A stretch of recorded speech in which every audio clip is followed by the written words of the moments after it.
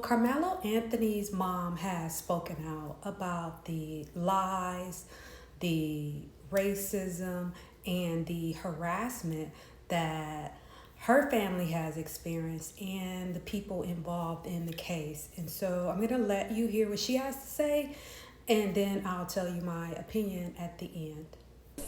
I am the mother of Karmelo Anthony. 3 years ago, my family moved to North Texas searching for a better life. Like so many other families, we wanted to give our children the future we did not have. My husband works hard every single day to provide for us, to make sure we're in the best financial position possible. As a stay-at-home mom, I made it my life's mission to ensure our children are loved, nurtured, and supported every step of the way. His upbringing and Carmelo Anthony being raised in a two-parent home is important because that is one of the first things that Austin Malkoff's father said, on the day of the incident when he went on the news, is he said, what type of home, what type of family, is this kid from? Like, who is his parents? Like, who raised him? And so that's why that's important. In wake of this tragic incident, our family has been under attack.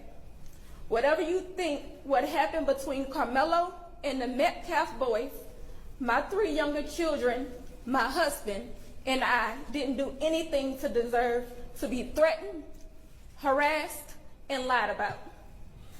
The lies and false accusations that have been said about us, especially over the past week, has been overwhelming.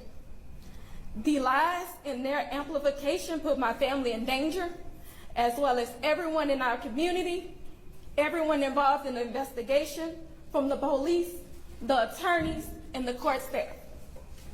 Our address and my husband's previous employer's address has been put on all social media platforms. My husband had to take a leave of absence because he's afraid what may happen to our family. His mental health is deteriorating day by day. We have endured death threats. My 13-year-old daughter is afraid to sleep in her own bedroom because she's fearful of what may happen to her. And let me be clear, the claims that were used about the public donation to buy a home or anything else are completely false. We have not received a single dime from the Give, Send, Go fundraiser. And the co-founder has stated that clearly. In the reality, we were just notified yesterday that we could begin to withdraw funds. And it still takes several days to receive those funds once a request is made. I don't know why we are being targeted and discriminated against before a fair trial. Our son deserves the same rights under the law that everyone is afforded to. He's been raised in a two-parent home with structure, stability, love, and we put God first in everything that we do. We believe in the Constitution, we believe in the laws of this state, but those laws must apply to all of us, not just some of us. To be clear, we will not speak publicly about specific details of what happened under the tent on that rainy and awful day. There's an active investigation that everyone involved wants to be full and fair. We believe in the legal process, and that is where the truth will come out. To the family who experienced the loss, my heart truly goes out to you. To those who have supported my family, thank you from the bottom of our hearts. We ask for your continued support, patience, and prayers as we navigate this difficult process. Thank you.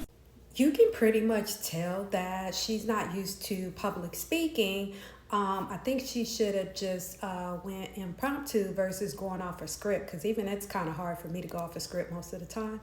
But at the end of the day, she basically said, hey, my child was raised in a good household. You know, my husband is a provider, and that we didn't spend that money. We got this on our own. And as far as the fundraiser, you know, his mom just addressed the fact that they haven't got a dime from that fundraiser yet, and that whatever they purchased or the house they rented had nothing to do with that fund. And personally, I thought it was highly irresponsible for the New York Post to put out that information, and that was pretty much race baiting. But obviously they made a lot of money from that story. So the other part is, I don't think his mom should have said, yeah, we just applied to get the money out and it's going to be out in, you know, a few days. It's going to take some time. I don't think they should have let the public know that, because their address has been posted. They could have just kept that to themselves, but I guess they had to tell the truth to shut the public up. So Carmelo's mom is basically like, hey, my son was raised in a good two-parent household, and I'm a stay-at-home mom.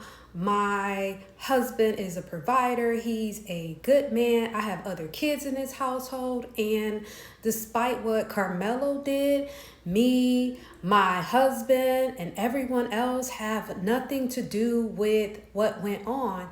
And they just pretty much want people to let the case go to trial and see what happens from there.